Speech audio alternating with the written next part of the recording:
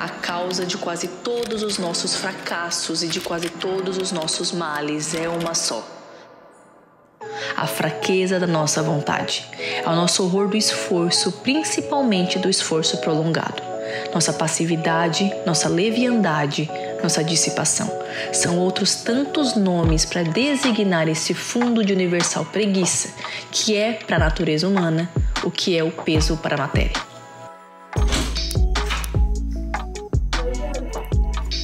Acordou agora? Bom dia. Bom dia. Por quê?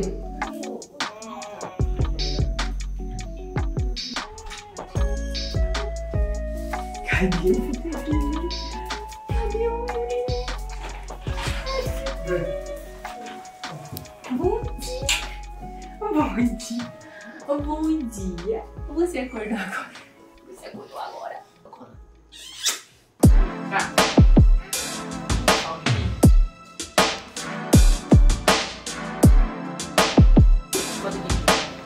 Isso. Vamos. Deus, tá parecendo um ninho de Mafagafo.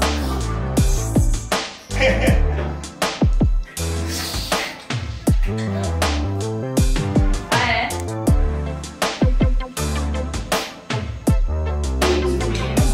Você tá usando a tua frigideira, cara, pra fazer barulho. Tá.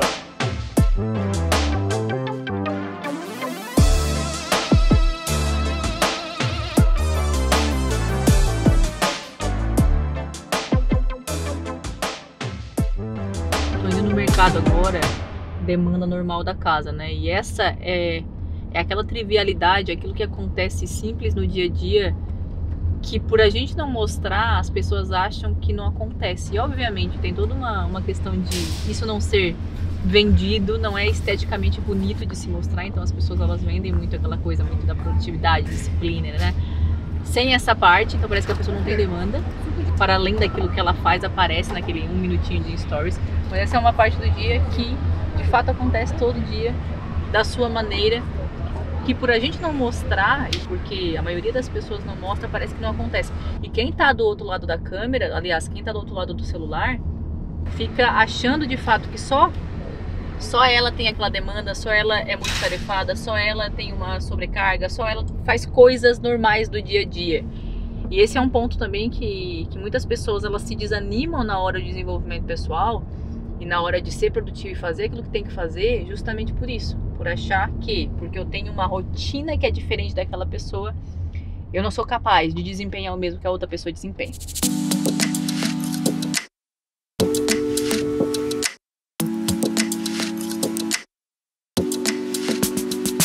Aonde você acha que estaria hoje se tivesse continuado naquele estado? Olha, para mim é mais fácil dizer onde eu não estaria. Quando eu olho para essa Mai, se perguntando aonde ela estaria e se questionando e indagando a forma que estava vivendo, eu posso te dizer com toda a certeza do mundo que a minha vida estaria muito pior. Uma coisa que eu sempre falo e que é uma utopia na cabeça das pessoas que estão nessa vida de procrastinação, de ansiedade, de baixa autoestima, de sensação de incapacidade é que não existe uma linha reta entre o progresso e o fracasso. Na realidade, ou você está subindo ou você está descendo. A maioria das pessoas acha que a linha do conforto, a zona do conforto é uma linha que você fica ali estável, mas não.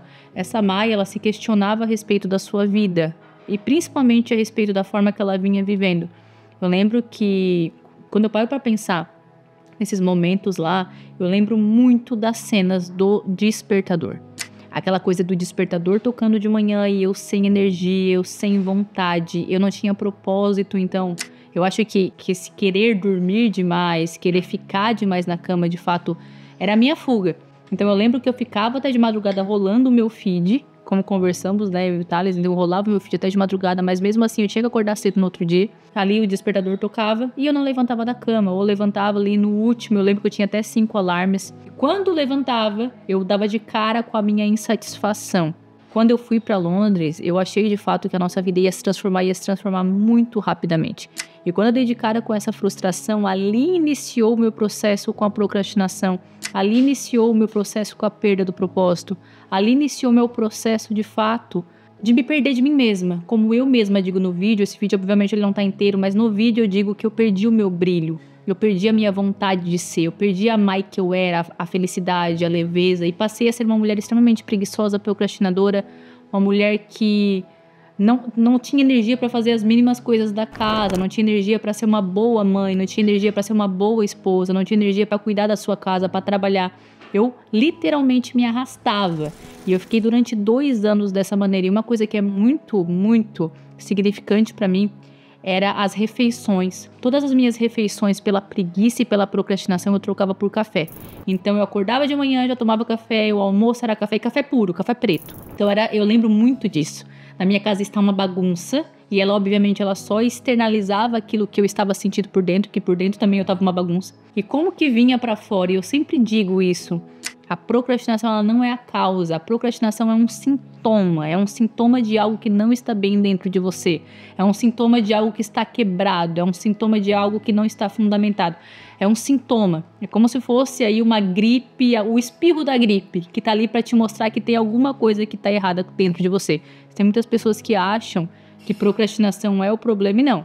Naquele caso, a Mai, ela era uma mulher que a procrastinação ela só evidenciava mesmo aquilo que estava de errado dentro de mim, aquela expectativa que foi quebrada, e pode acontecer com muita gente, que aconteceu comigo. Muitas vezes você tem um plano, um projeto, alguma coisa, e você pensa que vai dar certo, você pensa que vai acontecer daquela maneira. Te dou um exemplo, mulheres que estão chegando aos 40, aos 35, e hoje se veem com uma vida diferente daquela vida que elas imaginavam que teriam quando chegassem nessa idade. Então, quando chega lá no 30, 35 e vê que a vida que tem não é a vida idealizada, ela começa a se render à procrastinação. Ela começa a se render à ansiedade. Ela começa a se render à comparação na rede social. E esse era um dos meus problemas, porque, como o Thales mesmo disse, essa era a minha fuga. Então, a gente consegue entender que a procrastinação da Mai, tanto nessa época quanto de várias mulheres, é um sintoma de que algo não está bem. E quando eu olho lá para trás, eu vejo, eu consegui enxergar. Quando eu olho essa mulher hoje falando, aliás, essa menina, questionando sua vida, questionando principalmente seus resultados, eu vejo muito essa insatisfação que eu estava. E eu lembro que eu estava muito insatisfeita com a forma que eu passava os meus dias, com os meus resultados, com a minha ausência de fruto, com o meu casamento morno. E os casamentos, eles adormecem com a rotina. Eu lembro da minha autoestima. Eu até vou pedir para vocês colocarem na tela uma foto que eu tenho, que é muito emblemática de um dia que eu acordei e eu me olhei, e eu até tirei uma foto. Eu tava acima do peso, eu tava com o meu rosto ele tava muito cheio de espinha. Por quê? Porque eu não tinha uma alimentação, eu era sedentária. E eu sempre digo que o sedentarismo, quando você é uma pessoa sedentária, o seu corpo grita, e a forma que o meu corpo gritava, e eu era extremamente nova, era dessa maneira. Então eu tenho essa foto, que é uma foto muito emblemática, cara de tristeza. Então a minha vida no geral, no contexto geral, desde maternidade, as minhas finanças, desde o meu contato, a forma que eu me via, até a quantidade de crenças que eu tinha, as crenças limitantes mesmo de incapacidade, de abandono, como eu contei para vocês no primeiro episódio, eu tinha essa crença muito forte, eu tinha esse contato com a rejeição muito forte. Então tudo isso parece que foi guardado por muito tempo dentro de mim e estourou naquele determinado momento. E estourou, obviamente, como uma procrastinação que estava me levando para o fundo do poço realmente. Thales, como era para você ver a Mai naquele estado? Então, era começando a ficar preocupante, né? Porque eu sempre vi muito potencial na Mai, e eu tava vendo que aquele potencial tava indo, né?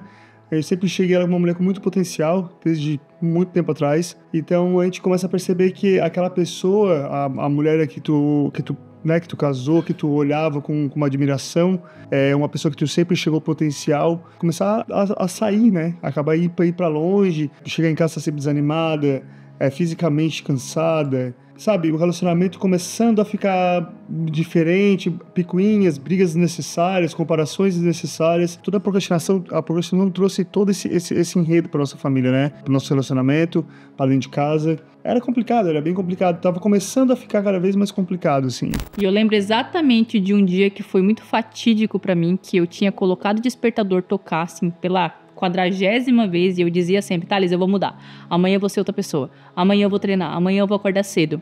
E aí teve um dia específico que eu botei o celular para despertar às 5 da manhã. Eu não sei por que eu sempre tive uma cisma com esse horário. E eu falei para ele: amanhã eu vou levantar. Amanhã eu vou acordar nesse horário. E ele olhou para mim e falou o seguinte: mas não coloca.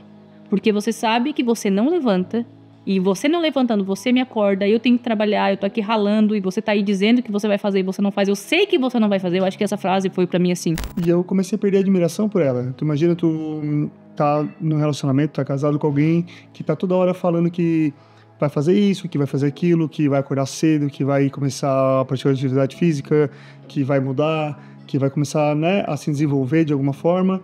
E a pessoa fala isso pra ti uma vez, 2 vezes não faz, a terceira vez não faz, a quarta vez não faz. Até que chegou até um dia que eu lembro muito bem assim, porque eu trabalhava bastante, enfim, e ela botou o celular para despertar 5 horas da manhã. E fui chegar dela e falei, ó, tira o alarme, não vale a pena tu fazer isso, porque no final das contas vai me acordar às 5 horas da manhã e você não vai levantar, e depois vai ser difícil eu voltar a dormir e logo na sequência eu tenho que levantar para ir trabalhar. E a partir desse momento, naquela hora foi um baque pra mim, porque eu sempre soube, era uma coisa que eu sempre tive na mente que eu sei o que sustenta um casamento. E como eu falei no primeiro episódio, eu sempre quis quebrar ciclos de relacionamento infrutífero, eu sempre quis quebrar ciclos de divórcio. E quando ele me falou essa frase, a primeira coisa que me veio na cabeça foi o seguinte: ele está perdendo a admiração por mim. E eu sabia que não é o amor tão somente que sustenta um casamento, mas sim a admiração. E a partir do momento que ele me trouxe essa inquietação dele, eu soube, a admiração dele por mim tá acabando. E obviamente, como uma pessoa que veio de uma família que tava, né, tinha muito divórcio, eu sabia qual era o fim disso. E esse dia ele foi muito, muito, muito importante na minha virada de chave pra mudança. São coisas que foram acontecendo que a gente vai perdendo a admiração, né? Aí tá ali se esforçando, nós estávamos fora do Brasil, trabalhando bastante, se esforçando para, né, construir a nossa família, e de repente pega uma pessoa que começa a procrastinar, começa a deixar para trás, e tu enxerga. O mais difícil para mim era enxergar o potencial da pessoa, e a pessoa tá praticamente descartando o potencial que ela tinha. Sempre vi muito potencial nela, sempre falei isso para ela, e ela simplesmente deixava levar do jeito que estava, as coisas estavam indo, se encaminhando, a saúde dela piorando. Aí chegou a ponto onde ela teve que começar a ir pro médico, fazer exames. Então foi bem complicado, assim. A sorte que chegou um ponto que ela também começou. Existem pessoas que vão pela dor, existem pessoas que mudam pelo amor. E eu mudei justamente por entender e conseguir enxergar. Aliás, tem uma frase muito boa que fala a respeito disso, que quem tem olhos enxerga o futuro. Então eu lembro que eu fiz uma conta básica naquele momento de como é que o meu relacionamento vai estar daqui 5 anos. Eu sempre tive muito esse negócio dos 5 anos. Então, daqui 5 anos, se o meu marido continuar me vendo dessa forma, uma mulher fraca, uma mulher que só diz que vai fazer e não vai fazer, uma mulher que não está alinhada com a visão dele, porque por mais que Thales estava lá ralando em 2, 3 empregos, ele sempre teve uma visão muito de vamos crescer, vamos para frente, vamos fazer.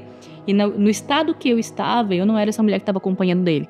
Então eu fiz uma conta básica, como eu vou estar em 5 anos e como o meu casamento vai estar. E lembrando do primeiro episódio, falei para vocês, quebrar ciclos sempre foi uma coisa que eu sempre desejei. E eu sabia que eu estava como se colocando, sabe, o João e Maria, a história do João e Maria, que a bruxa vai colocando migalhas no chão. Eu estava fazendo a mesma coisa, traçando um caminho que me levaria para novamente continuar trazendo esse ciclo para minha vida e, obviamente, para a vida dos meus filhos. E eu senti que a Mai tinha se perdido. Naquele momento, eu senti que eu tinha me perdido. Sabe uma coisa que eu lembro muito? É que toda vez que o Thales falava que eu tinha potencial, no fundo, por mais que eu não acreditasse, eu tinha uma vaga lembrança de quem um dia eu tinha sido. E eu falo muito sobre a parábola dos talentos, e é uma coisa que quem se identifica comigo se identifica muito, e principalmente quem está passando por essa fase de procrastinação, porque quando você está procrastinando, quando você está vivendo essa vida infrutífera, é realmente a percepção que você tem. Você sabe que você é uma mulher que tem realmente uma facilidade para fazer alguma coisa, você sabe, pior de tudo, que você tem algum potencial, só que esse potencial ele está escondido embaixo das suas demandas, está escondido embaixo da sua sobrecarga, está escondido embaixo da sua procrastinação, está escondido embaixo dessa mulher que você vem sendo. Então eu lembro que eu pensava muito nisso, sabe? Como eu tô desperdiçando e enterrando os meus talentos. Eu sempre fui uma pessoa muito comunicativa, desde criança, ganhava medalha de redação na escola, e eu sabia que eu sempre tive muita facilidade de me comunicar, e dentre outras coisas que eu percebo que eu consigo fazer com facilidade. Mas quando você está nessa rotina ansiosa, levando um dia após o outro, uma rotina de estagnação, vivendo de fato no piloto automático, parece que por um momento esses talentos que um dia te foram dados, eles estão ali adormecidos. E para mim, eu acredito que a pior sensação é essa, é saber que você tem talento, é saber que você tem alguma coisa para servir para o mundo ou para melhorar sua própria vida e no final das contas se vê ali no piloto automático com uma vida estagnada e, como eu falei, chegando cada vez mais perto daquela idade que você achou que você estaria em uma vida diferente. E aí você se vê ali enterrando de fato seus talentos. Isso acontecia muito comigo. Thales, ele observava meu talento, mas eu sabia que eu tinha, mas eu não conseguia identificar. E tem uma pergunta, aliás, houve a pergunta que me fez de fato dar esse start na minha mudança de vida. Que é uma pergunta que pairava a minha cabeça todo santo dia. Que é uma pergunta simples. E ela diz o seguinte: e se? Eu lembro que eu pensava o tempo inteiro no e se? E se eu de fato começasse a fazer o que eu digo que eu vou fazer? E se eu de fato começasse a colocar meu celular despertar e eu levantasse ao invés de apertar o botão soneca? E se eu de fato conseguisse ficar mais tempo, passar mais tempo com livros, com coisas que me acrescentassem do que com o celular como eu ficava a vida inteira? E se eu começasse a fazer aquilo que eu me propus a fazer, será que a minha vida ela mudaria? Será que eu chegaria naquele lugar, naquele topo da montanha, aquele topo fatídico que eu disse naquele vídeo? Como a minha vida poderia estar em 5 anos? Pois é, eu paguei para ver. E foi ali, naquela decisão, que tudo mudou.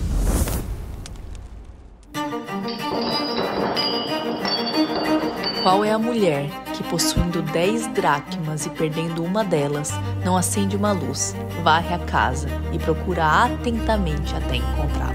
E quando a encontra, reúne suas amigas e vizinhas e diz: alegrem-se comigo, pois encontrei a minha dracma perdida.